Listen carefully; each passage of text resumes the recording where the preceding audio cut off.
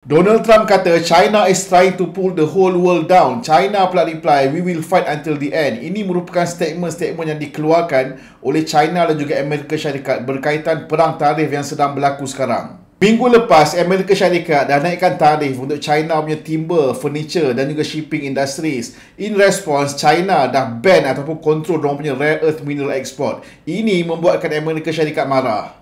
Rare earth minerals ni banyak digunakan dalam peralatan elektronik seperti laptop, phones dan juga fighter jets. Donald Trump pula cakap, if China wanna play tough, we'll go 100% on tarif. Dan China pula reply, we'll fight to the end. Hasilnya market tremble dan investor juga mengeluarkan duit mereka daripada pasaran. Ini bukan lagi peperangan tentang tarif, ini merupakan peperangan tentang siapa yang akan menulis the next rule book of global trade, power and dominance. Amerika Syarikat mahu mengekalkan dominasi, tetapi China membuktikan bahawa kebangkitan mereka tidak dapat disangkal lagi.